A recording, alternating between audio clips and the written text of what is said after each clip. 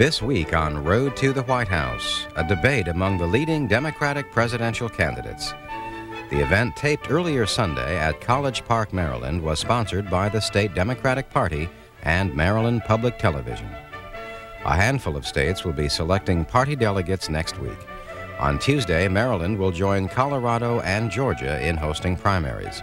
Caucuses will take place in Idaho, Minnesota, Utah, and Washington State. And next Saturday, March 7th, South Carolina will have its primary. Arizona and Wyoming voters will attend their party caucuses. Here is a look at the most recent delegate count. On the Democratic side, former California Governor Jerry Brown has 7 delegates.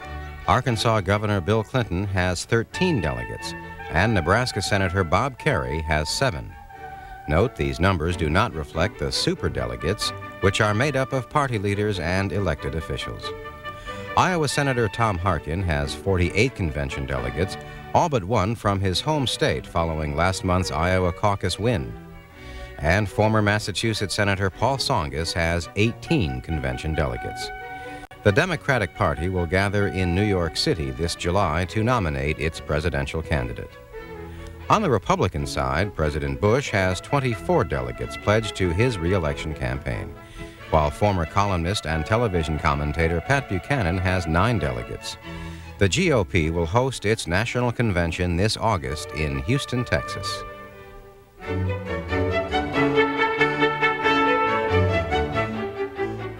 Coming up next, the latest in a series of presidential debates, this one sponsored in part by Maryland Public Television. The 90-minute forum included the leading Democratic presidential candidates and focused primarily on domestic policy issues.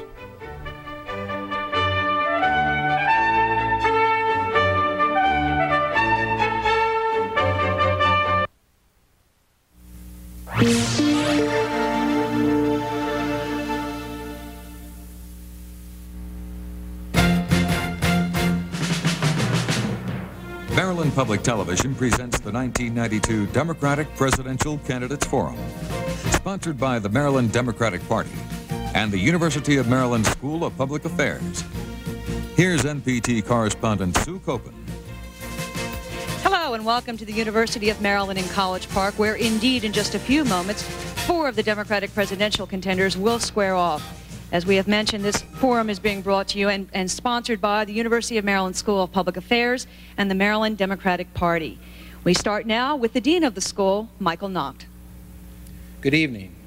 Welcome to the University of Maryland at College Park. I'm Michael Nacht, Dean of the University School of Public Affairs.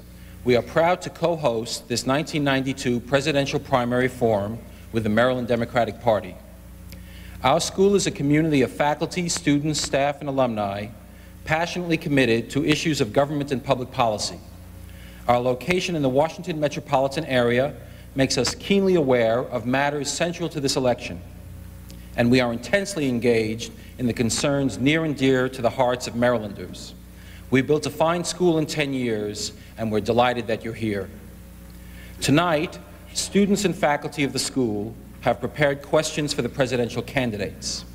3 C's dominate: competition, conflict, and confidence. We want to know how this nation and this state can compete more effectively in economic and educational terms. We want to know which conflicts, if any, are still vital to American interests. And we also want to know how we can restore the belief that our people live in a just, healthy, and environmentally safe society. We want to know the candidates' goals, but even more, their specific plans. Let me extend special thanks to 2 people: to our university president, Britt Kirwan, whose energy and vision have helped make College Park one of America's great public universities.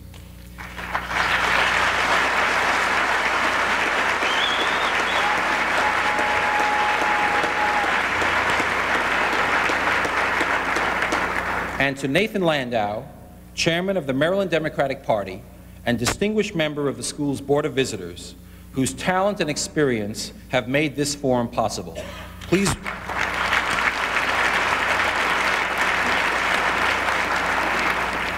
Please welcome the co-host for this event, Mr. Nathan Landau.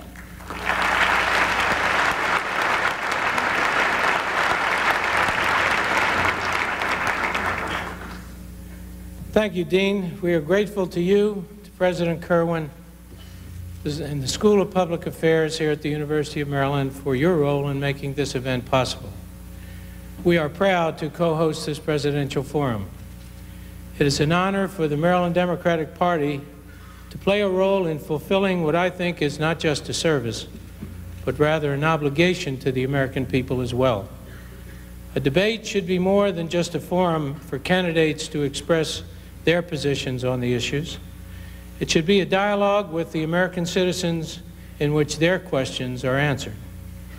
In a year when the American people are rejecting the status quo, these Democratic candidates are offering fundamental change, new policies to secure long-term economic growth, new visions of America's role in a post-Cold War world, and a new spirit of cooperation and progress for our society. To be sure, they disagree on some points, but they are united on fundamentals, and each offers a clear alternative to the failed Bush administration.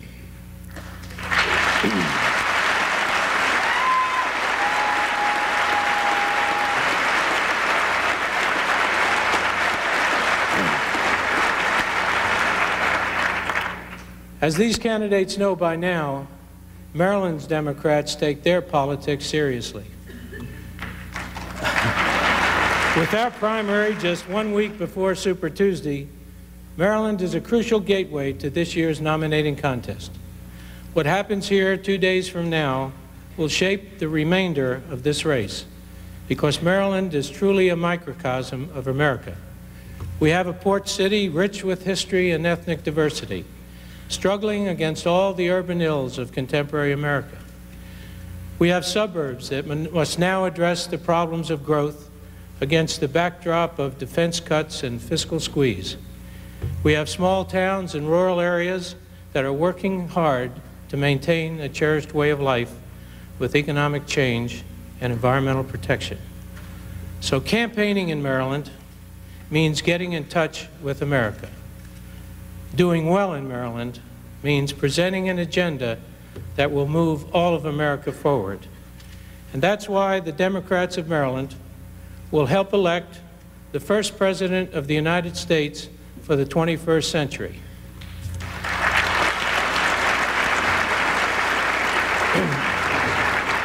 And now on with the forum, moderated by the insightful political analyst for CBS and host of Fox Television's Off the Record. It gives me great pleasure to introduce the moderator of today's forum, Bob Beckel.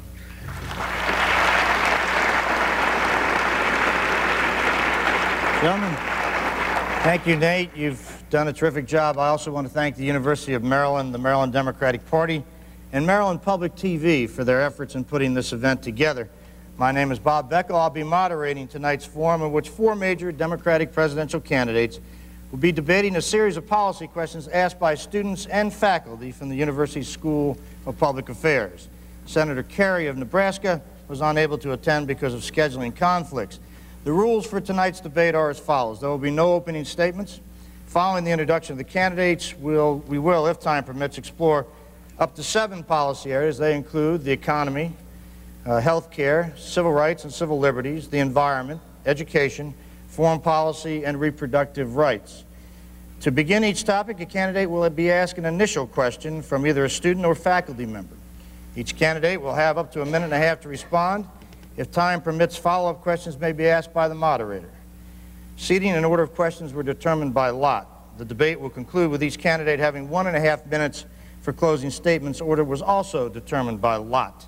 We will try to be fair and equitable as possible with time. And speaking of fairness, I would appreciate it if the audience would refrain from applause during or following any of the candidates' responses. It will only take time away from your candidate and the overall discussion. But of course, feel free to applaud the moderator anytime you'd like.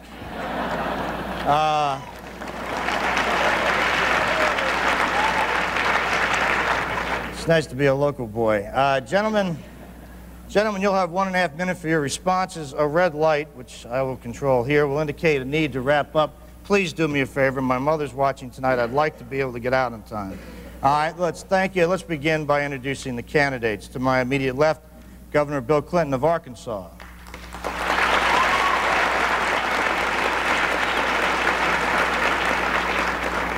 Senator Tom Harkin of Iowa.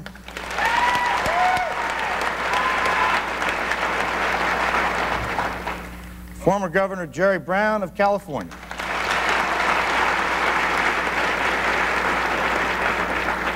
Former Senator Paul Tsongas of Massachusetts.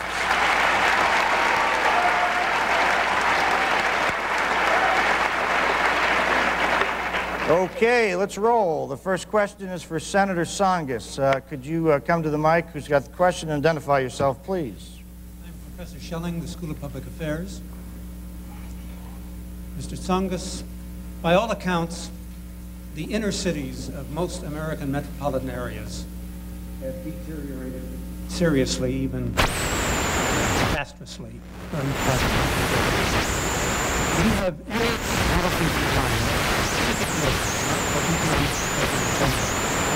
in mind, specifically directed toward helping American inner cities regain some of their earlier vitality? Well, let me say that I live in such a city. I live in Lowell, Massachusetts. We lost our textiles and the city imploded. And I grew up during that decay, so I know wherever you speak. There are two things we have to do. One, provide the fundamentals in terms of the programs necessary to make these cities viable. You're talking about Head Start, health care, aid for the homeless, that kind of thing. But ultimately, in Baltimore, is a good example. You have to use the government to leverage in private investment. All the federal money in the world will not make it possible to bring back our cities unless you provide the wherewithal for the private investment. That's what we did at Lowell. That's what you did in Baltimore. So things like the free enterprise zones, the UDAG program, incentives to give the private sector the incentive to come in and invest in the cities. That is the only hope for cities long term. The Bush administration has no concern about cities. It's not their constituency. We will care because that's our constituency, and these cities have to come back, and they will come back.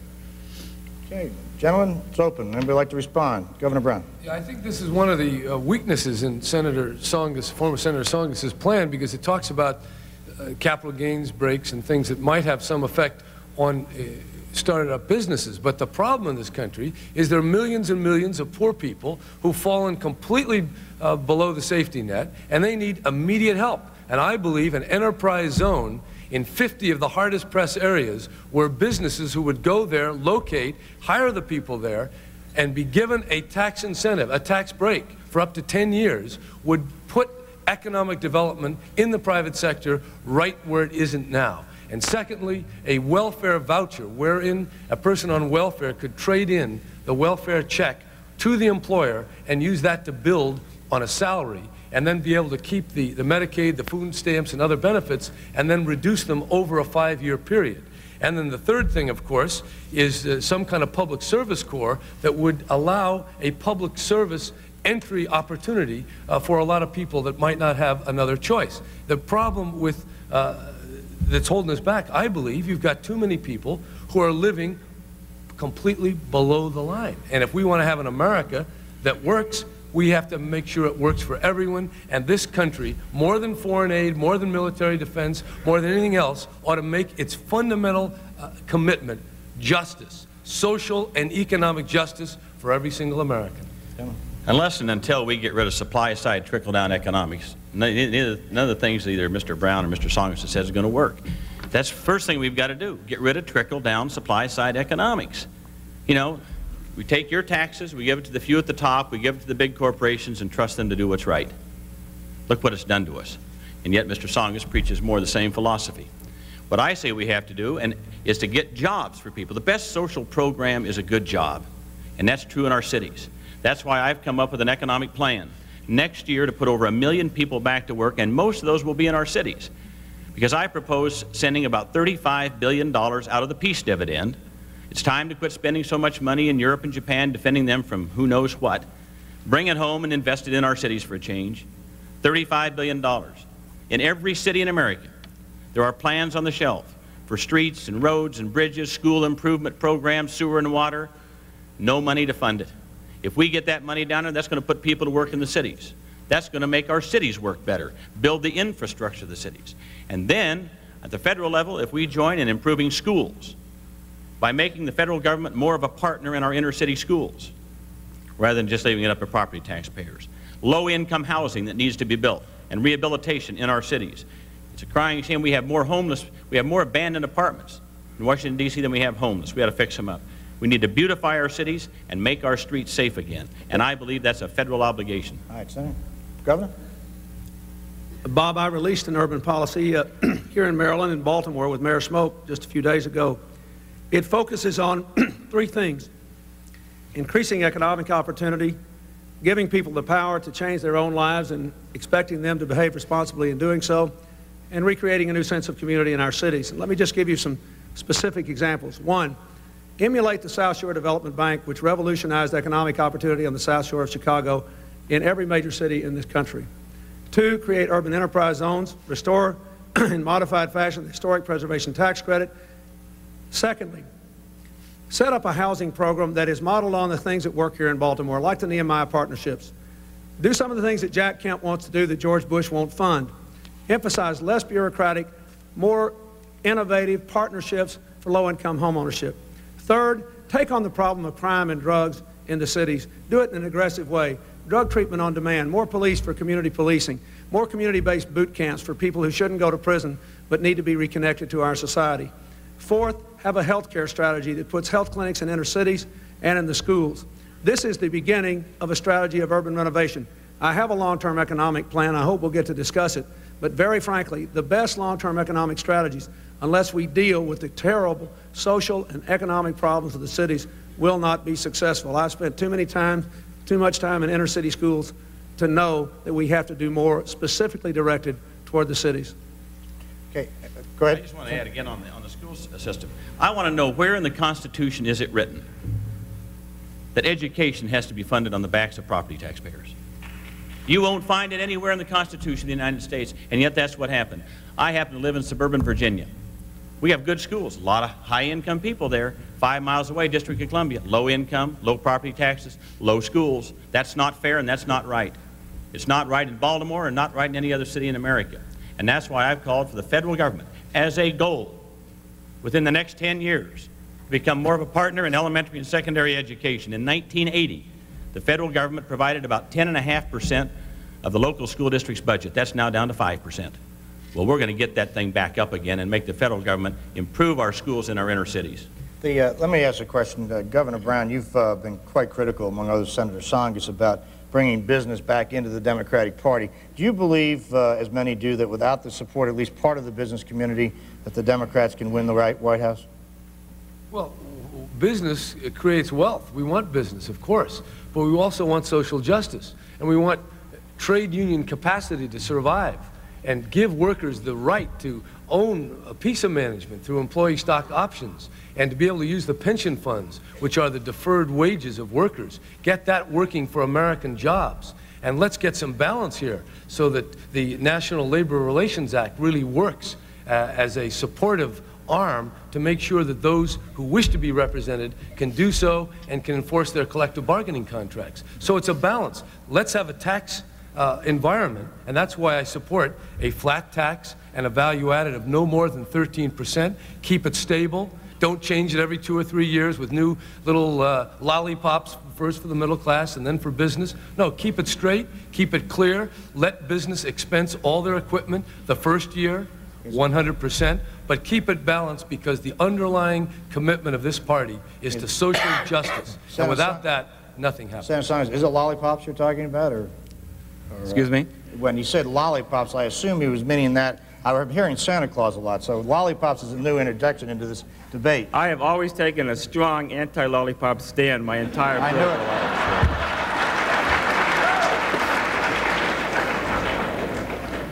I oppose Twinkie economics. This is what we've been talking about.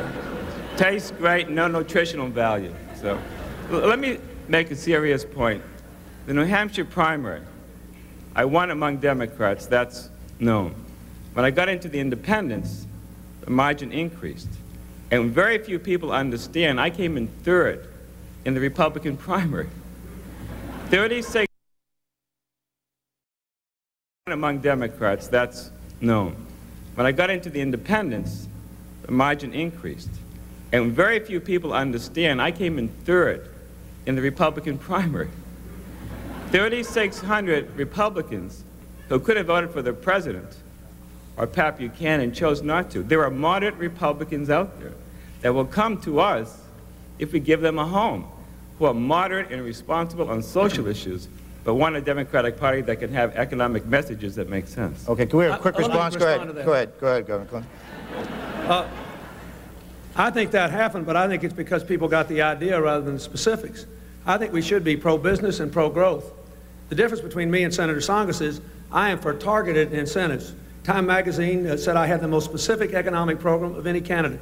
I'm for an investment tax credit. I'm for a new business tax credit. I'm for modifications in the real estate investment rules. I'm for indexing of capital gains. I am against an across-the-board cut in the capital gains tax. We do not need the best president Wall Street ever had. That's what Mr. Tsongas said he wanted to be. We tripled the stock market in the 1980s. Wages went down. The work week got longer. Our productivity continued to decline relative to our competitors. I'm not forgiving anybody something for nothing. He's been talking about Santa Claus. Look what happened to General Motors. We cut the capital gains tax break 4 times between 78 and 86. We got nothing for it. An across-the-board capital gains tax cut for investors is a mistake. Let's put the money into putting our people first, and education and training and developing a sense of balance and progress together in this country. I'm going to respond to this. This really is what is happening in this primary. Mr. Tsongas has just laid out what we Democrats have to decide. Are we going to be Democrats? Are we going to keep the heart and soul of our party? Or are we going to try to be more like Republicans? In 1988, George Bush got elected with 28% of the eligible vote in America. Mike Dukakis got 25.5%. Mr. Tsongas says we have to sell out our heart and soul to get some of those 28% to vote for us. I say no. I say let's be strong for the Democratic Party and our principles. Let's bring back some of those that voted for Reagan. Let's go to those 2 out of 4 that didn't vote the last time and give them a reason to join the Democratic Party. Okay, we're gonna move up. We're gonna move on to the next section. On Senator Tsongas. Yeah, I know you do, and I'm going to give you a chance. It's about economics. Can you do it in 10 seconds? Yeah, I want to say that having read this call to arms, my objection is that I don't see anything in there that is going to help the large industries that have to compete with Japan. You can spawn a lot of new industries, and we've done that in California in a way that leads the world. The problem is when they get to be a billion-dollar industry, they get run over by the bigger Japanese industry. Senator, I'm going to stay in Greenwich Mean Time. Go ahead. You give a response. I just want to establish a pattern. I've answered every question. I've never mentioned anybody's name. Okay? Well, can't let him get by with that. Hey, you want to answer that? Yeah. All right. Mr. Tsongas was the first one to attack me last summer in Boston, and don't you forget it, Mr. Tsongas. That's right. Okay. All right. No more of this self-righteousness. Okay? I'm going to try to attack this program. All right. All right, folks, please. Now listen, I warned you, this is a short program. Please, give me a break here, will you? Now, the next question is directed to Governor Clinton on health care. Please, identify yourself and ask your question. Sure. Hi, I'm Karen Hain. I'm a master's degree candidate at the School of Public Affairs.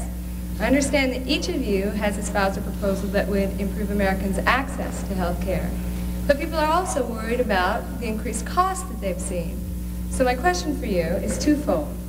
One, exactly who is going to bear the brunt of the cost for the increased access? And two, by what means can you assure us that the prices will not continue to escalate for medical care? That's an excellent question. Unless we can control the cost of health care, we'll never have enough money in this budget to invest in America and our people and their productivity and adjusting to the changes in the world, and American industry will never be able to compete. I think you have to begin with national health coverage with a cost control approach. Number one, mandate national insurance reform, broad-based community rating, nobody can be denied. That will save you $35 to $50 billion. Number two, mandate a basic primary and preventive acute and comprehensive care package that has to be provided either by employers or by the government with centralized billing to kill the growth of the paper hospital, to reduce the health care bureaucracy. Number 3, give real incentives for people to join health care groups so that it stopped the government from micromanaging the health care process. Those 3 things, if properly done, will save between $80 and $120 billion. Then you plow that money back into providing a universal coverage package and in providing long-term care for the elderly and the disabled. Who will still have to pay? People who don't provide any coverage at all to their employees now will have to pay either into a government insurance program or a private one, but it'll be a much lower premium than now would be available to them. And secondly, people who would buy into the long-term care package who don't have access to anything now would have to pay a small percentage of their income. But you'd begin with cost controls. One final point. You have to take on some of the oligopolistic high-cost items head-on, like drugs. Medicine's going up at 3 times the rate of inflation. You're just going to have to stop American drug companies for charging Americans more than they charge people overseas for drugs that are made in this country. Okay. Anybody like to jump in? I'd just say on this that I have an 8-point plan for national health care. But the one thing that Mr. Clinton didn't mention, if you want to really control costs, you've got to rethink health care in America. That health care is not something you get just when you get sick, but health care is something you get to keep you healthy in the first place. Once we do that, and once we focus on preventative health care, we will save a lot of money. If we fully fund things like maternal and child health care programs, WIC programs, the immunization programs, childhood immunizations. For example, these are programs that come under my committee in the Senate. Last year, Bush didn't want to fully fund the childhood immunization program. Well, we couldn't fund it then. He said it cost too much. In Dallas, Texas, last year we had an outbreak of measles. It cost you, the taxpayers, about $650,000 in hospital costs for these kids that got measles, had to go to the hospital. For $9,000, we could have immunized every kid in Dallas, Texas. But Bush says, no, we can't afford that. That's why I say we've got to focus on preventative health care and keeping people healthy in the first place. That's why last year I took $235 million out of George Bush's budget for administrative costs and transferred it into the preventative health care block grant for the states to get that preventative health care out there. We start doing that, we can control cost. Secondly, we've got to cut down on paperwork. 24 cents of every dollar for health care goes for administrative costs. Canada, it's only 11 cents. Third, we've got to cut out the waste. Last year, I caught Medicare paying $700 for a foam mattress that only cost $29. Let's start going after some of those and weeding those out. Okay, Governor. The unreality that I see in this whole health care debate is that this is a big business. It's $800 billion a year. They give $30 million every 2 years to Congress to keep it the way it is. For 25 years, the Democrats have said in their platform, we want health care. Harry Truman said it back in 1949. It doesn't happen. It doesn't happen because the power of the medical lobbies, the insurance companies, and the equipment salesmen is too much. And that's the point of this governing elite that has failed. And until you challenge that, the whole health care debate is empty and meaningless. And if you can challenge them, yes, control the greed with a single payer, put a lid on costs, and then you're in a position to cover every single American like they do in Canada. And then you're in a position to emphasize occupational health, environmental health, prevention, and ensure private choice of a diversity of healing practices. That's the plan that I support, but I know until we can break the stranglehold of those corrupt lobbies that live off the $1,000 donations and the Political Action Committee money, you'll never get anywhere. We'll be talking about this assuming we're running again in another 4 years, and after that. So let's get to the heart. It's power, and you have to challenge that power to get to anything good in this country. It's a long campaign as it is. Governor, go ahead. Senator Tsongas. As you know, when I left this area back in 1984, I had cancer. And I survived because of the medical care available in this country. I care very deeply that what was available for me should be available for everyone. So when I got my group together to do a plan, they had 2 mandates. 1, it's a right for every American, and 2, don't bankrupt the country while you're at it.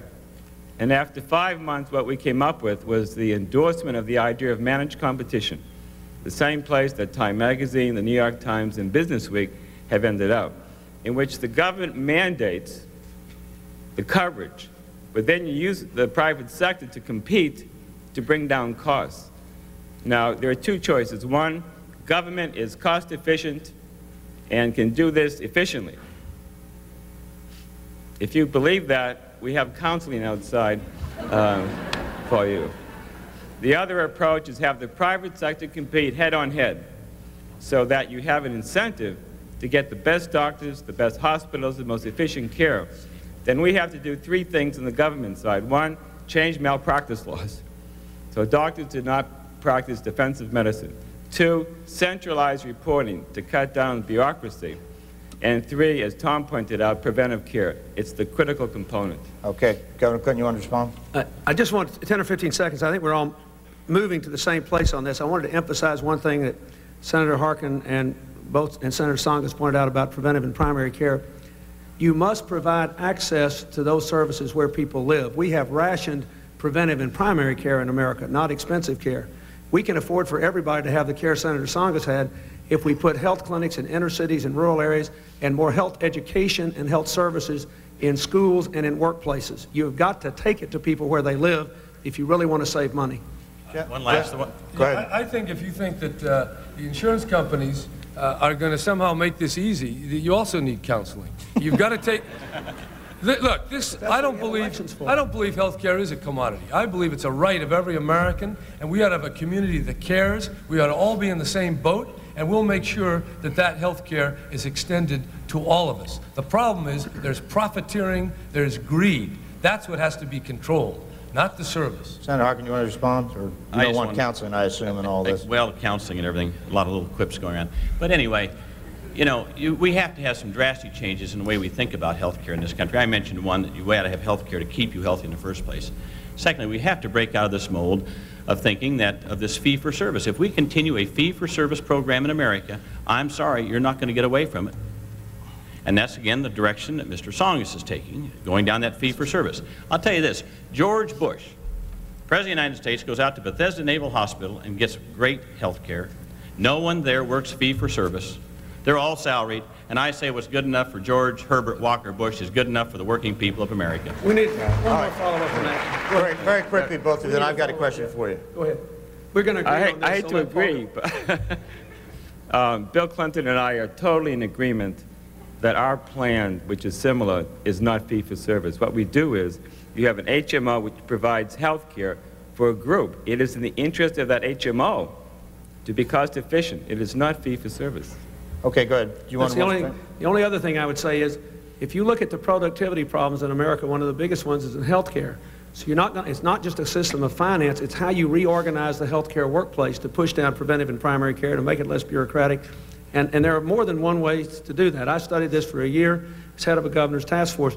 The arguments we're having are not the real arguments. You've got to cover everybody, and you've got to have a good primary and preventive care package. Then the question is, how do you control costs by constantly reorganizing the workplace and taking out the fee-for-service incentive? I agree with Senator Harkin, but we can do it in our plan. Gentlemen, let me ask you each a question, and if you could please keep your answers as short as possible, to try to stem the horror, the growing numbers of AIDS victims in this country. There have been proposals, among them, to distribute freely in public schools condoms and to give to drug addicts clean needles on demand. Do you agree with one or both of those proposals? Anybody want to take it first? I don't want to try to pick it out. I'll do it. Well, I'll tell you this right now. I've got 2 daughters in public schools, 1 daughter in high school and 1 daughter in grade school. And I'll tell you this right now. I don't want some government official standing outside the school handing out condoms to my daughters when they get out of school, period. That's something that ought to be left on a local level. If the local school board, local school district, that's up to them. But I don't think the federal government ought to be mandating that someone stand outside the school handing out condoms to people. Governor Clinton? I don't think the federal government should be mandating it, but I live in a state where we have been on the cutting edge of putting health services in the schools, anti-teen pregnancy, anti-AIDS efforts, and we let every local school district make the decision. And if they decide, after consultation with community and religious leaders, to distribute condoms, we support them, and I think we should. This is life and death. This is life and death. Now, let me also say, there are a lot of things I don't know the answer to, and I don't know how I feel about the clean needles issue. But I think I favor life, but I don't know how I feel about that. Okay. Now, the final thing I want to say is, we have 2 excellent reports from this AIDS Commission. The President never mentioned AIDS until Magic Johnson had the guts to come forward. We have got to implement what we know. We know what to do. We know how to improve treatment. We know we got to broaden the CDC definitions to include more women and IV drug users in the research on treatment. And let's just implement what we've got and go after it and take this issue out in the open and talk about it and fight it. All right, Governor Brown and then Senator I wear Saunders. this red ribbon to signal solidarity with the people that are dying of AIDS and they're suffering in their families. And I want everyone in the presidential campaign to make it very clear that this is a scourge, a plague that can devastate. It is devastating the people affected, but it's going to grow and grow unless we take every measure: prevention, research, caring for those who are so afflicted. And yeah, you get down to the hardcore issues, you know, like it's sexually transmitted. Condoms can block that. I'm not saying we should shove this down the throat of local people, but the president, I haven't heard him stand up and address the issue. Sure, abstinence is absolutely 100% safe, but condoms ought to be out there too. And safe needles, yeah, it can promote drug use, but it also can save lives. So let's talk about it. Let's not punish those local groups who are willing to step forward and make these devices available that will save lives. And I don't even hear the president talking about it because sex or something that you want to appeal to one group in the society that just wants it to go away. It's not going away, and tonight, young children are dying because they're not getting the leadership of our politicians. Senator Saunders, do you have a response? President Reagan made his living by speaking. He never got the word AIDS out of his mouth in 8 years. And America paid the price for that.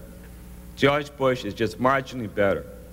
Democratic president has to put AIDS at the front, have an AIDS czar, and deal. I support both. The local communities want to do it, they have to do it. Let me raise one other dimension of this issue. I spent 2 years, I think some of you know, in the Peace Corps in Ethiopia. Africa is being devastated by AIDS. It's not just the United States, but the whole continent is under threat. So our need to get a handle on this issue and find a cure and some way to deal with it is not only important for the United States, but there are literally countries that are facing genocide because of this scourge that we have a responsibility to as well. The dimension goes far beyond the United States, and I think the Reagan-Bush record of avoidance on this issue is devastating. Okay, let me move on to another issue. Folks, please, we've got limited time. Let's move on to the issue of civil rights and civil liberties. You have a question? Yes, my name is Maxine Isaacs. I'm a doctoral student in the School of Public Affairs. Governor Brown, please describe for us in some detail the one personal experience that most significantly influenced your thinking on the issues of civil rights and civil liberties. Being in the middle of the Watts riot when my father was governor of California, and going into a church in Venice, California, and being screamed and yelled at in a way that I'd never experienced, and seeing the frustration, the rage, just the suppressed fury that was coming out at that historic moment in California in the life of this country. And I saw there a reality that I knew just had to be dealt with. Anyone else want to jump in here, please? Senator? I lived, as I said earlier, for 2 years in Ethiopia. And it was a very emotional experience for me, and I think a lot of you have heard me say it was the best 2 years of my life. And when I was leaving Ethiopia, my students had a party for me. And during the discussion, we were referring to an American Peace Corps volunteer who was black, who had left earlier. And in the warmth of the moment, the students said to me that I was their friend, but he was their brother. And it was the first time that I'd really come to grips with and been exposed to the idea that there are divisions that have to be healed, that you really have to take this seriously, that if we're going to be one nation, healed, united, that this sense of separateness has to be destroyed. There has to be identities and be proud of it. But I think the administration that we have now treats it so cavalierly. You have to work at healing. It has to be something you take seriously. In even the most positive situations, there's still this question, are we not brothers and sisters? And an American president has an enormous responsibility to bring this healing together. Governor? When I was a small boy, I lived with my grandparents in a little community in southwest Arkansas, which had a very large black population. And my grandfather had a store in a predominantly black area of town. So I learned as a child that I made friends with children who couldn't go to school with me. I made friends with children who live in a part of town where their streets weren't paved and they didn't have indoor toilets. And it made a profound impression on me just because it was a part of my life. And I had a grandfather, thank God, who, even though he had a 4th grade education, taught me that it was wrong. Many years later, when I was 17, I came here to College Park to the American Legion Boys Nation program. There were 4 blacks of the 100 boys in this mock Senate program. They and 2 guys from Louisiana and I were the only ones who voted for every civil rights bill that we had. One of the guys from Louisiana went to Georgetown with me. The other's a socially active Jesuit priest today. It was my childhood and my grandparents and my personal acquaintance from early life with black Americans that gave me my deep hatred of racism and commitment to equal rights for all people. Senator Harkin. 2 incidents, one domestic, one foreign. Domestic, when I went to Iowa State University and found that black students couldn't find housing off campus, we formed a group called the Student Committee on Racial Equality to break down the housing barriers against black students in Ames, Iowa, at Iowa State University. That was my first exposure to what I call the embedded racism according to the laws that we had at the time in the housing codes. The second was when I was a staff aide in the Congress and I traveled to Vietnam and uncovered something which was called the tiger cages in Vietnam in 1970. And found that our government was paying and providing for these tiger cages to put political prisoners in on an island off the coast of Vietnam. Hundreds of men, women, children stuck in these cages in inhuman conditions, being tortured daily. And when I saw that, I thought, what is our government standing for? We ought to stand for human rights and civil liberties all over the world, and here we were behind the tiger cages. When we left Vietnam, I exposed the tiger cages, lost my job in Congress. In fact, one congressman said I'd never work again in Congress. Well, here I am. But I was willing to do that because I felt that I had a duty to those 500 human beings cramped in those tiger cages. And that's what led me in 1975, as a freshman congressman, to introduce the first Human Rights Amendment passed by the Congress to condition our foreign aid on the observance of human rights around the world. So I've got a long history in that, and that incident with the tiger cages has affected me very, very deeply. Could I say something on behalf of all of us? Sure. You've just heard something to me. Can I say something first? Yeah. There is a political prisoner in the United States, and that's Lyndon LaRouche. Hey, I would just like to ask the questions. Will the panel here, will the candidates hey, friend, I'm going to give you about 1 second to get away from this. I can get back to this show. It's not your show, it's theirs. You're causing the disruption. And if you continue this disruption, the police officer will ask you to leave the building, and if you fail to leave, the officer will arrest you. Would you please shut up? Thank you.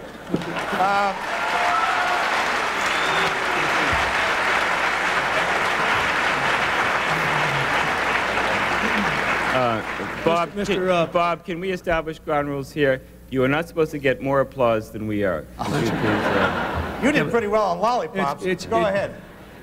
I just want to make a point here in behalf of all these people. I just heard 3 moving stories, not all of which I had ever heard before, from these other 3 people. Now, last week, Pat Buchanan went to the South and visited a Confederate cemetery and would not walk across the street to visit the black cemetery across the street. He made a very pointed message of it. And George Bush has not called him on it yet because he wants to play the race card against us. And I'm telling you, the Democrats are not going to let him do it. We're going up or down together. And I was very moved.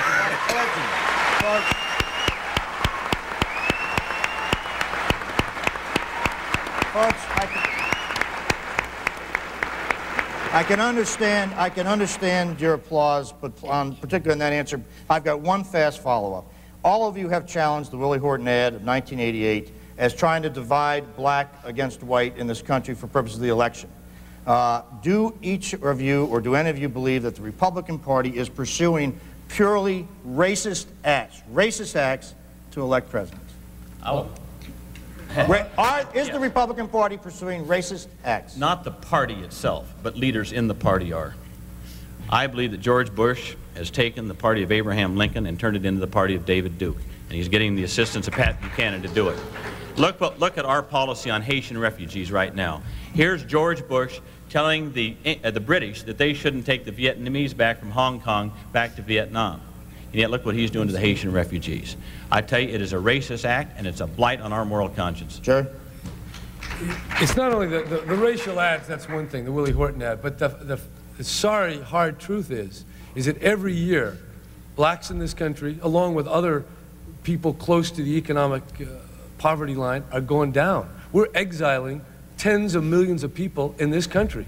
And yeah, racism is in there, no question about it. But there is a deliberate effort every year to increase the ranks of the impoverished, which inevitably leads to crime, which leads to fear, which leads to the demands to erode civil liberties, more police, more invasion, more wiretapping, and the whole change in the character of our American society. And unfortunately, I have to say that the incumbent party, both parties, have not yet stood up to the plate and said, wait a minute here, our country is about justice, about all people being created equal, and having the means to realize that. And if every year for a decade, people have been slipping back, not by the thousands, but by the millions, there's something wrong with the whole political culture and climate. Okay. And that's the basis of my critique of what's wrong with politics. All right, can I ask both Senator Tsongas and Governor Clinton to respond to that, then we're going to move on. I mean, even my 10-year-old daughter can tell you that George Bush and the Republicans have one strategy: divide and rule. They look at the cities, they look at minorities, and they say, not our people. The hell with them. We're going to go after the suburbs and other areas. It's a very clear approach. Divide it, get more than half, you're the president. And that's why I think what we offer is something different. Healing. Healing. This country is desperately in need of that, and we're going to give it to them. Do you believe, though, it is great that... I sure do. I sure do. Let me give you one example. Look at the speech that Vice President Quayle made in New York, and look what Governor Cuomo said about it and others. He goes up there and talks about welfare reform. That's something that's very close to my heart.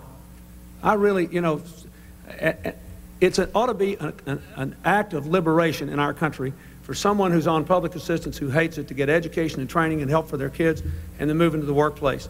Or for all the working people who are poor to get an earned income tax credit to lift themselves out of poverty. So what does Bush say? I'm going to let the states have more flexibility.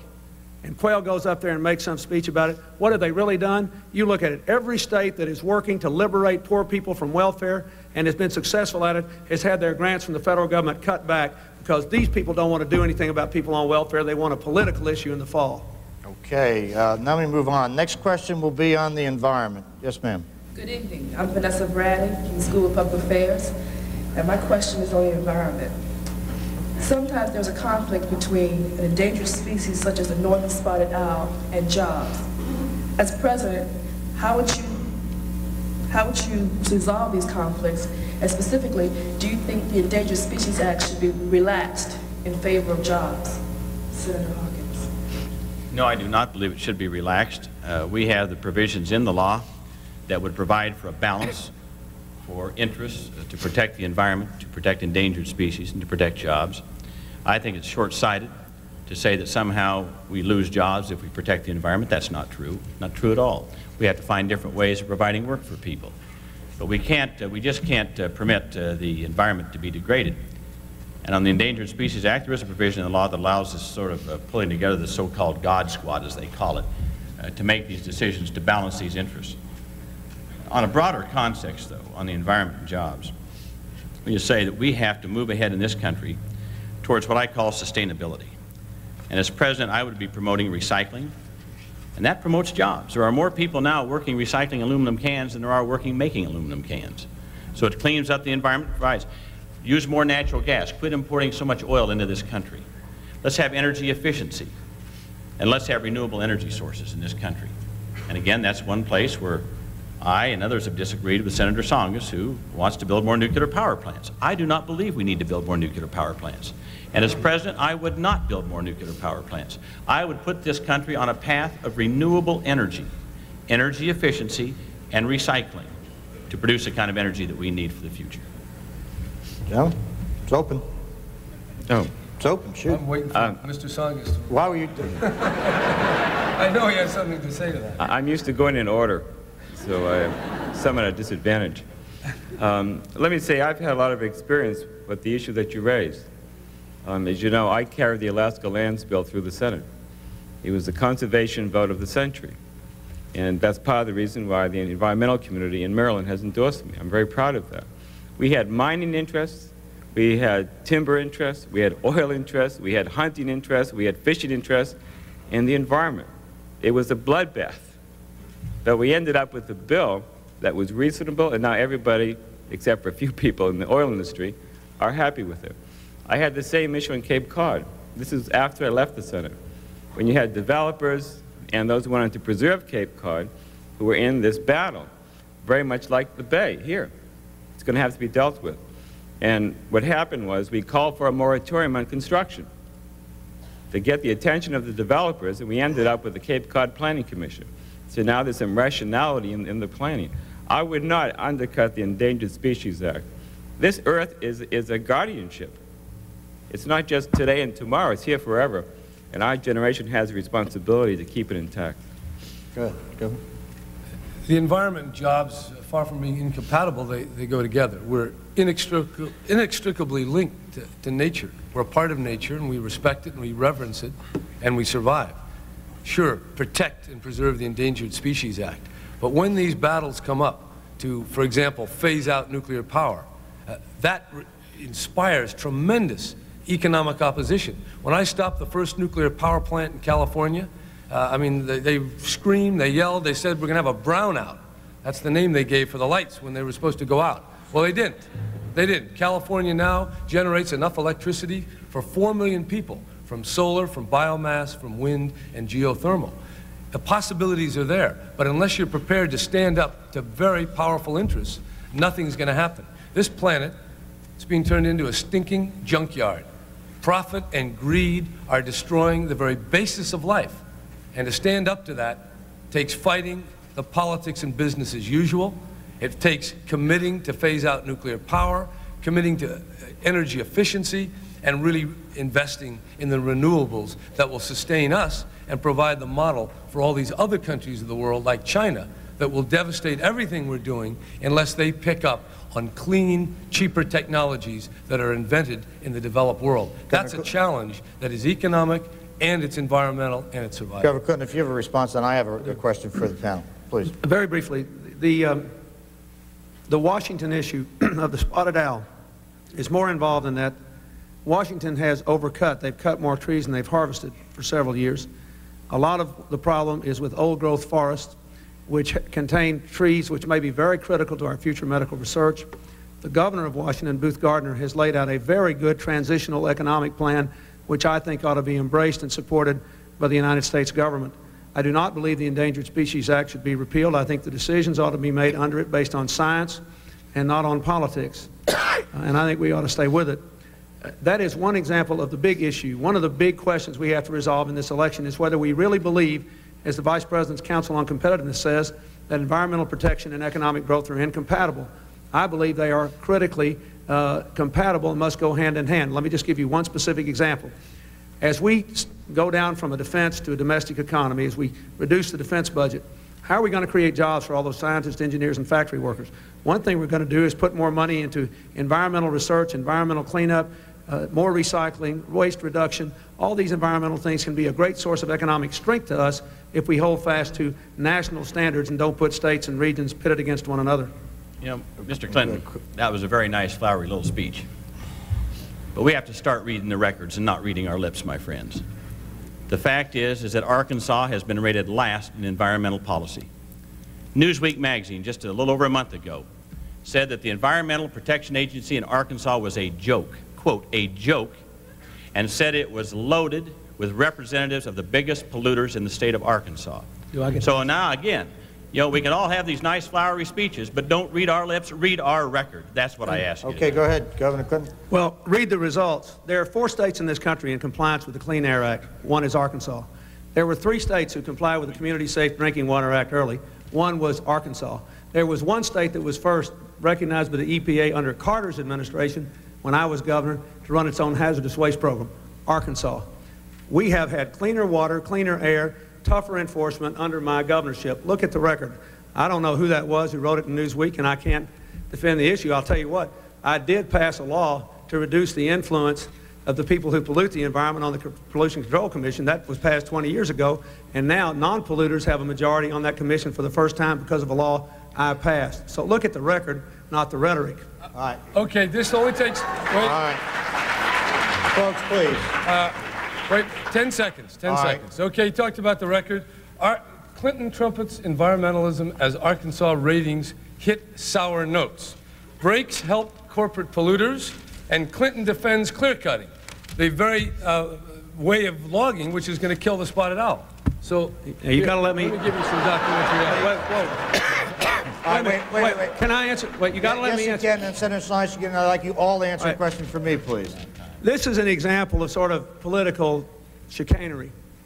I came out for a plan to dramatically reduce clear-cutting in our national forests, something that I had no control over. It was all federal. Before any member of Congress in my state ever opened his mouth, I said we have to reduce clear-cutting. What this means is that I endorsed the best plan we could get at the time, which left some clear-cutting in, but drastically reduced it by more than 60%. Now, that headline doesn't tell you that, does it? Okay, Senator. Now, wait a minute. Did you want to say something? This refers to the fact that I gave an investment tax credit to our timber companies and our paper producers to reinvest in our state, which is why we created jobs at 10 times the national average in the manufacturing sector in the 1980s. And what it doesn't say is these polluters are now emitting dioxin into the water stream in Arkansas at less than 1/2 the rate provided for by the EPA today. So you can't tell by newspaper headlines and by these fellows that are behind in the polls. Look at the facts. So, folks, please. Hey, wait a minute. Please. Every major environmental organization says Arkansas is an environmental disaster. That's right. Well, why did that is the fact? Every single one of them says Arkansas. Then why did the Sierra Club endorse me in 1990? Why did the Nature Conservancy give me a national award 3 or 4 years ago? Why were we recognized for having a national model of reforestation program? A national model in water pollution standards? Give me a break. Look at the records. Listen, not one study that is not worth the paper it's printed on. If we get much more paper thrown around up here, we're going to need a recycling program up here. Senator... I'd be for that. Senator, yes, please. And then I've got one fast question for all of you on the environment. Let me just say, it's nice to be out of the line of fire for a change. But let's keep this in perspective. On health care, on civil rights, on this issue, there may be differences between us. I was endorsed by the environmental community here. I'm proud of it. But you got to remember that whatever differences exist are marginal compared to George Bush. I mean, that's what we are talking about. And when George Bush said he was going to be the environmental president, right? You see, I just say the words and you laugh. And then try to destroy half of the wetlands in this country without embarrassment. That's why he's going to lose. There's no core principle there on not only the environment, but women's issues and the others. And this is just one example of why the Democrats have something to say, not only to Democrats, independents, but thoughtful, moderate, decent Republicans come on board. Senator, this raises a question which is political but environmentally connected. We just listened to a fairly heated exchange here. There are those who believe that the environment has been an issue that's helped the Democrats. There have been few of them lately. That one does. You all have taken a lot of time attacking one another, whether it's on nuclear power, attacking governor, on 5 cents, on all the things you all have attacked each other about. And the allegation is that what you're doing is playing into the hands of the Republicans by attacking each other as strongly as you have, particularly around energy and environmental issues, which should be ours. How do you respond to that? Are you all hurting whoever involves here's chances in the end? I think we had to get the record out. We had to look at the record. Look, that's what we had to look at. I mean, this is a contest, and I don't have any problem with it. I just bore the brunt of all this last little round here. But we're all going to have to live with our record as well as our recommendations. And if you look at I've been in 17 elections in 17 years, and my body has the scar tissue to show it. And nothing we've done remotely compares to the kind of vicious hits that George Bush and his people will apply. How did he get elected last time? Read my lips and Dukakis is a bum. I mean, that's all they know. So I think that having these arguments is not destructive as long as we remember what Senator Tsongas said. I will tell you something. I don't mind arguing with these folks, and I'll do it till tomorrow at dawn if you want. But when the cows come home, I'm going to be trying to replace George Bush, whether I finish first or last in this primary. And as long as we say that, we're going to be fine. Anybody else like to respond, and then I want to move on? No, I think there's a lot of division yet to be had in this party. I mean, right now there's a bill in Congress on energy that is going to give $11 billion loan forgiveness to the nuclear industry that doesn't commit itself to real investment in efficiency, conservation, and renewables. I mean, we have to fight for the soul of this party. Who are we? Whom do we represent? And how are we going to restore true justice and environmental quality of this country? It takes a real battle, drawing of lines. We have to divide now so we can preserve and win the soul of the Democratic Party. What final word? Well, I think this format gives us an opportunity. I mean, a charge was made and a rebuttal. It works out fine, and the people can make up their minds. What I object to are attack ads, because there's no rebuttal, and an impression is left. So that's why in Denver the other night, I suggested that we all agree. We don't talk about anybody else in our ads. If there's an ad that someone does not like that I put on, we'll take it off. But ultimately, we're not the enemy to each other. George Bush is the objective. What the people want is a Democrat in the White House to change the direction of this country. And the more we attack each other, the more we play into the hands of George Bush. And I think that, despite some give and take here, that the debate earlier today in Georgia, and this debate is a good give and take. And there's nothing wrong with that. And hopefully this can continue in the future. That's all right. I'm glad to hear that. All right, let's... The headlines will be different tomorrow. Now, we're going to move on to a couple other issues. Would you, the next issue is education. Could you say who you'd like to ask your question to and ask your question, since we've now given all four a chance? My name is Lita Orifici. I'm a graduate student at the University of Maryland at College Park School of Public Affairs. My question is for Governor Brown. International surveys show that kids in the United States do less homework but watch more TV than their counterparts in other advanced industrial nations. Not surprisingly, our kids score near the bottom of international tests. As president, what specifically would you do to turn that situation around? To get kids doing more homework at night. Well, if we say that America needs to be more competitive, the heart of competitiveness remains with education. It does, but the president is not going to get kids to do that extra hour of homework. We're talking about a culture here. We're talking about a culture that in many ways is infantilizing itself under the onslaught of cheesy advertising and proliferating empty gong show kind of programs.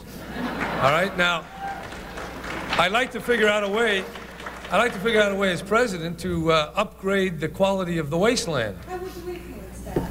Well, I'd have put people on the Federal Communications Commission, such as someone like yourself, who would look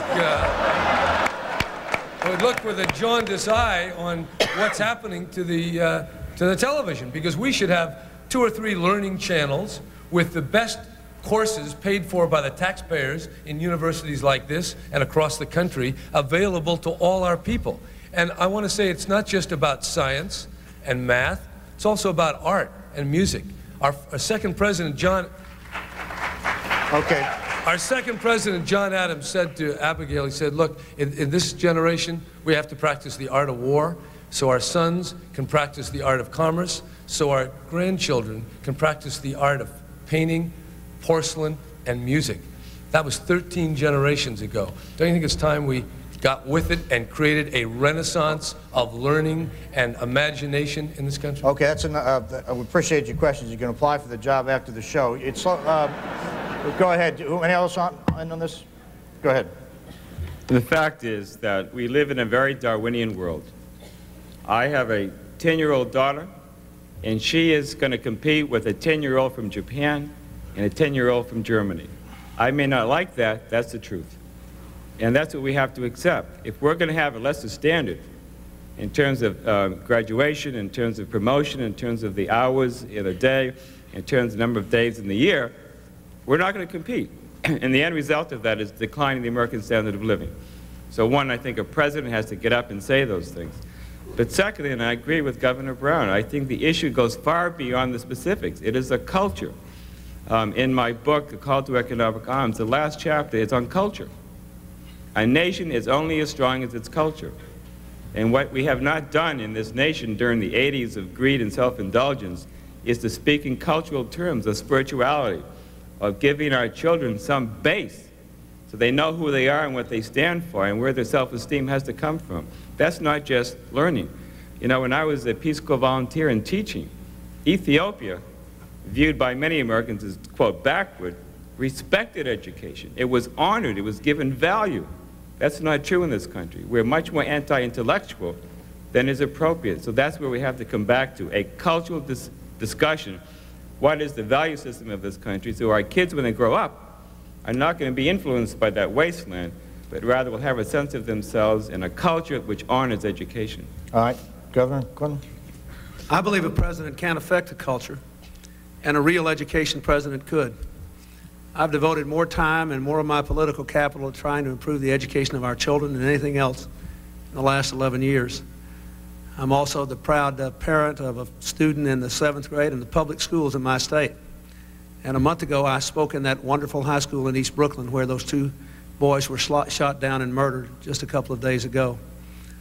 I think it's plain what we need to do. First of all, the president needs to say, we live in a world in which what you earn depends on what you can learn.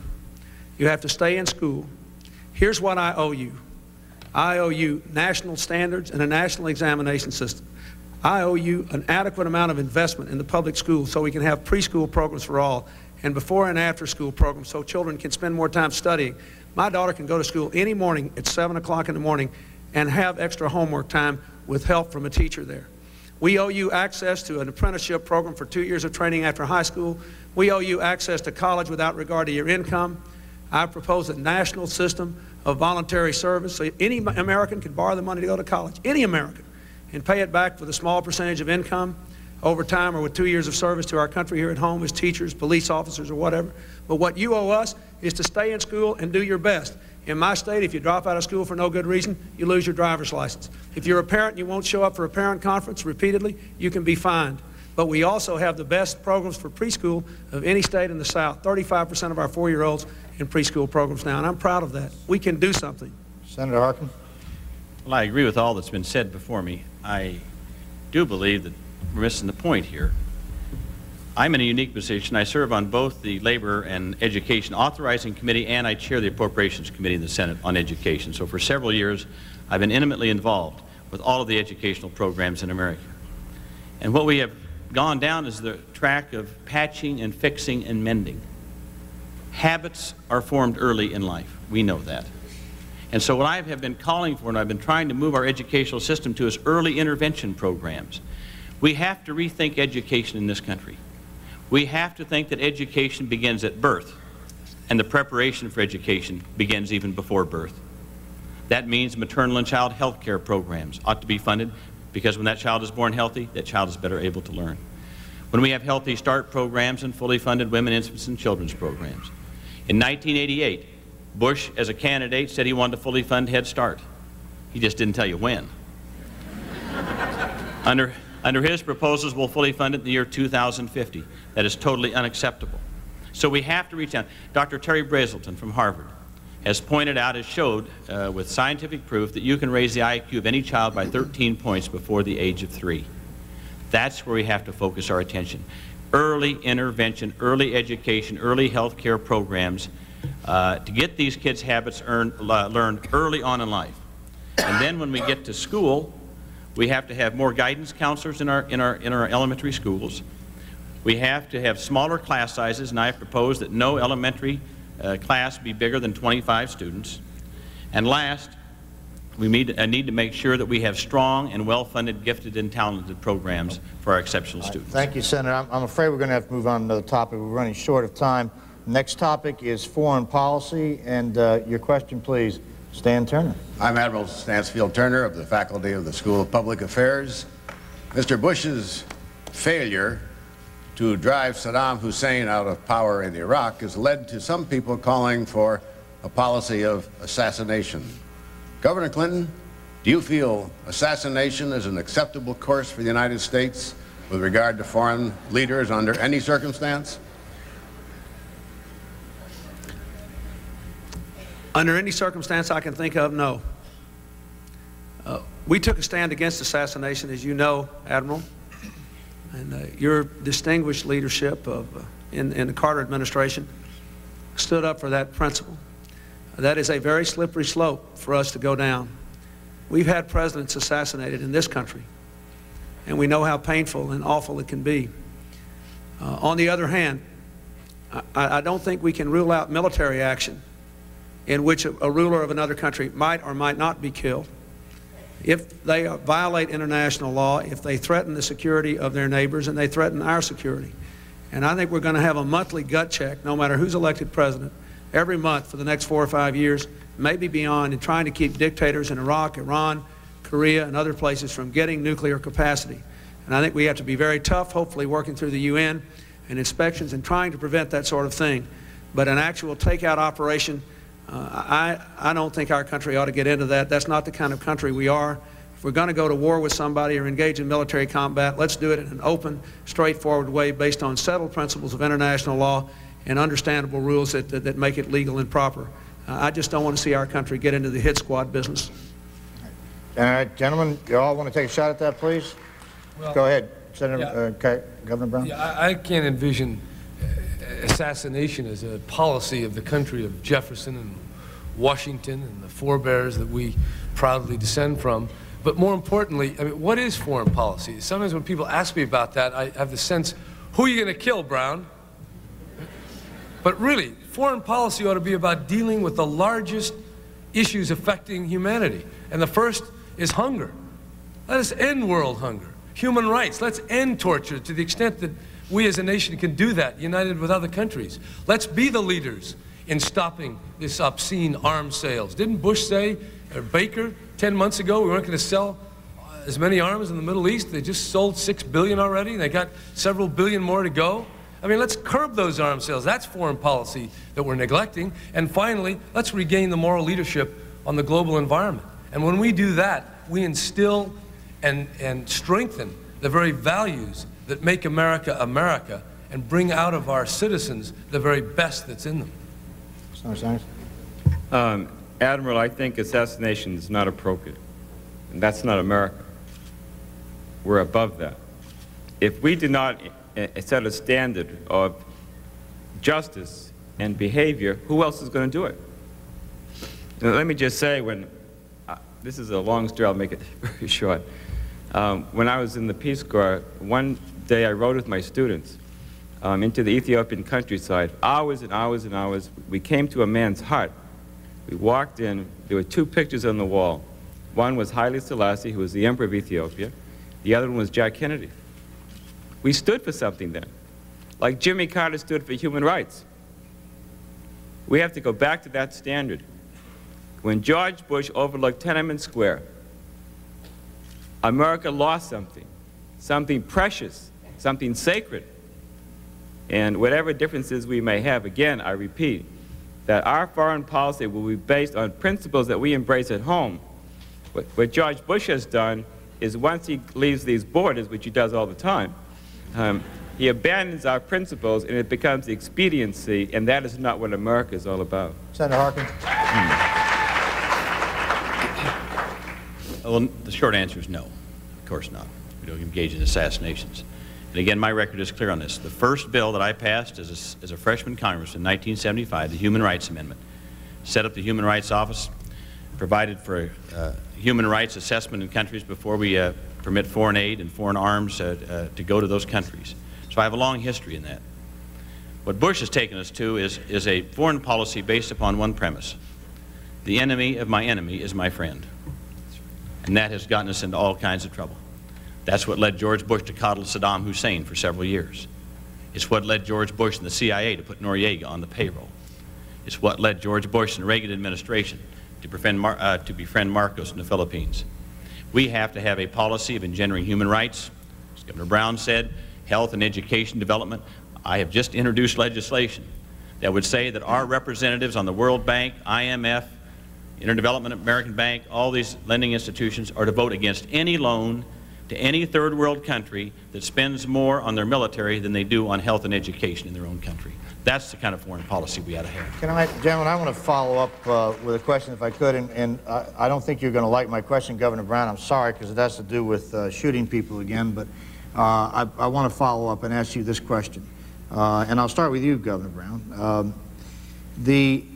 Had you been president during Desert Storm, and you had made the same decision George Bush had to commit to Desert Storm, would you have gone on into Baghdad to secure Baghdad and the toppling of Saddam Hussein if, and these are my figures, the loss of American lives were in the neighborhood of 2,000?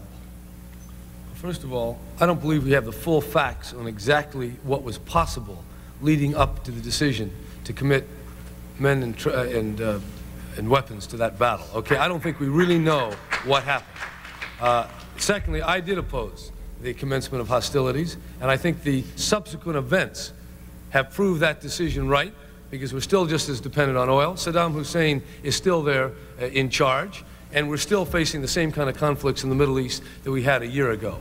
Now, when you start a war, if it's to defend democracy, sure, you make sure you remove the adversary or you get a settlement, a peace that is secure. But I believe we've started down that road, and the fact that they left Saddam Hussein there was just another indication. It was part of a real politique. They were giving Saddam Hussein AWACS radar information a few weeks. That's what the Bush administration was doing before he even invaded Kuwait. So what I'm saying is, if the war is justified, obviously you want to get an honorable peace. But I really think that we're not... Yes on that? Is the answer yes? I'm saying that whole war was bungled from start to finish, and it was bad from the beginning, and the consequences are I think we're still reaping them, and they're going to grow. All right, gentlemen. Governor Clinton? The answer to your question is no, I would not have marched on Baghdad, because we gave 7 of our Arab allies our word that we would not do that in return for their joining the United Nations coalition. What I would have done, however, is to take General Schwarzkopf's advice and stay and avoid the PR value of the 100-hour war, stay another day and a half, destroyed a significant portion of the Republican Guard and 700 tanks, and given the Iraqis their own chance to overthrow Saddam Hussein, which I think might have happened. That's what should have done. We should have done. Now, I want to say one other thing. I don't accept the premise that that war was just about oil. That war was about invasion. It was about a dictator invading another country. It was about threatening either other countries like Saudi Arabia. It was about our friends, the only democracy in the Middle East, Israel, who badly wanted us to be involved there and stop Saddam Hussein before he went further. It was about much, much more than oil. And I think that the President should have followed General Schwarzkopf's advice. One last point. When it was over, we acted like Saddam Hussein was our last best friend. We couldn't wait to keep him in power. We're not going to be able to explain why we try to assassinate him if we do now. It was shameless what we allowed to happen to the Shiites and the Kurds when it was over. But it should have gone on, I think, as Schwarzkopf wanted, for another day and a half. But no, even I have to give this to George Bush. We gave our word we wouldn't march on Baghdad, and we couldn't do it. We gave our word we wouldn't do it. Senator Hardin. I think the question really is wrong question. You're asking us what would we do with the mess that George Bush got us into. As president, we wouldn't have gotten in that mess, you see, because for several years before that, Bush and Reagan coddled Saddam Hussein. Governor Brown's right. They gave him information. We tried several times in the Congress to put sanctions on Iraq. Every time Bush administration said no, they would veto it. Within just a week of the invasion, we tried to put on sanctions. Bush said no. Bush sent his ambassador to see Saddam Hussein to tell him that we had no opinion on his border disputes. Green light. Green light. And then after he took over Kuwait, our ambassador was quoted as saying we didn't think he'd take it all. Well, how much, Mr. Bush, did you think he would take? What were you willing to accept? That's what got us into this mess, is this idea of the enemy of my enemy is my friend. And that's why he befriended Saddam Hussein all those years. As president, I would have done what John Kennedy did during the Cuban Missile Crisis. Not wait until they go to war, put something happens and go to war to get them out. You see, what John Kennedy said to Khrushchev, he said, you're not going to put the missiles in Cuba. He didn't wait till he got in there and then go to war to get them out. And what I would have said to Saddam Hussein was just what the British did in 1961 when Iraq threatened Kuwait. They sent some troops down there, and they said, if Iraq invades Kuwait, they fight us. Red light. What I would have done as president, when he moved his troops up to the border, I'd have said, first Iraqi across the border is a dead man. because he's going to be fighting the United States Army and the United States military. That red light would have stopped Saddam Hussein. Okay. Sorry about the red light, but I had to do it. You just took my joke, Bob. Could you defer in the future? I'm sorry. I apologize. No, you're not. Let me say the answer is no. We were there under UN resolutions, and we had a commitment to those, and we had to stick to them. Let me make one point about George Bush. People say he has all this foreign policy experience. Well, experience and wisdom aren't the same thing. Okay?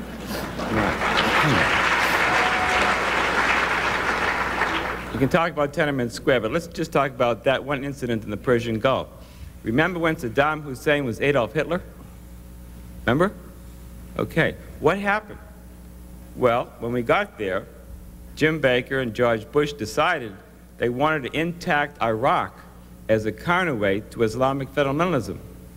So the fear that they would divide the country into the existent, the Shiite, and the Kurdish nations was anathema, because they then worried about Islamic fundamentalism. So what happened to Adolf Hitler? He lives. That is not wisdom. That is expediency. And that's why we get ourselves into trouble. There are no basic principles that are permanent, that we can rely upon. It's ad hocing your way through foreign policy. It doesn't work. You have to have a core set of beliefs that people know what they're dealing with. And the examples given here earlier about our relationship with Iraq over the years, I think, points that out as well. Okay, listen, we've got very, very brief time, so I'll ask you all to limit your answers to 30 seconds on this question. Please identify yourself. Good evening. My name is Rolanda Terrell. I'm a master's student at the School of Public Affairs. Senator Tsongas, if the Supreme Court overrules Roe v. Wade during your presidency, what measures, if any, will you take to ensure a woman's right to an abortion? Well, let me state very clearly, this is an issue I care about desperately. When the women's groups in New Hampshire endorse a candidate, I was that candidate. I'm the only candidate here who's been resolute on this issue, has made no statements or has taken no actions that would violate that. Roe versus Wade is the law of the land. It should remain the law of the land. And George Bush, who used to be for Planned Parenthood, and made that long journey to the Reagan right to be anti-choice, that's the real George Bush. Senator, Roe versus Wade is going to be the law of the land when I'm President of the United States, period. Gentlemen, please, we'll have to have quick answers, please. Yeah. Senator. Governor, I would do everything possible to reenact it through congressional enactment, and I would just put my record before people. I appointed 7 judges. They upheld the right of privacy, including the right of a woman to make her own choices and reproductive decisions. Thank you for your brevity. Senator Hart. First of all, we would codify Roe v. Wade. Secondly, I would not appoint any Supreme Court justice that didn't uphold the principles and Roe v. Wade. And third, these sweeping statements by Mr. Tsongas, the women's groups that supported him in New Hampshire. The former president of the National Women's Political Caucus came up there to campaign for me. I don't know about all these grand sweeping statements that all these environmental groups. I had Sierra Club on my side and others that were campaigning for me. These are just big, huge generalities that really don't mean much. Folks, please. Governor Clinton, give you a chance to respond, then we're going to have to move on to closing statements. I would go as far as we could to codify Roe v. Wade. We can't do it completely, but we could do something with the Federal Reproductive Rights Act. I would rescind the gag order, and I would oppose the Justice Department's present position on Operation Rescue. And then if given the opportunity, I would appoint a far higher quality, more excellent Supreme Court justices. We take it out of politics, but I would expect the judges to believe in the Bill of Rights, including the right to privacy. All right, gentlemen, thank you very much. We've come to that point of the program. Folks, please, we're running very short of time. We've come to that part of the program for closing statements. 90 seconds by order of lot chosen. We begin with Senator Harkin. Senator Harkin. First of all, I want to thank the good Democrats of Maryland for sending Senator Sarbanes and Senator Mikulski to Washington. They don't come any better than that. Hi, Barbara. Good to see you. This election, I believe, is about 2 things. Will we make a clean break with Reagan, Bush, trickle-down economics? And secondly, will we fight for the heart and soul of the Democratic Party? Our campaign, I believe, represents the cleanest break from trickle-down supply-side economics. I also believe I have the maturity, the judgment, and the experience to lead this party and to lead this country. I am the most progressive of the candidates who are campaigning today. And I believe I can best put forward the Democratic values up against George Bush. Our Democratic values of care, compassion, and opportunity up against George Bush's greed and self-interest. That's who we are as Democrats. Let's not give up our heart and soul. Let's fight for who we are and what we believe in as Democrats in this country. That's what our campaign has been all about. Not trying to be Tweedledee, Tweedledum, a little bit of this and a little bit of that. If that's what you want, then you don't want to support me. But if you want a tough, hard-hitting, progressive Democrat that stands for care and compassion and opportunity, I ask for your support on Tuesday to do two things. Get rid of trickle-down supply-side economics and capture the heart and soul of the Democratic Party and bring people into the Democratic Party all over.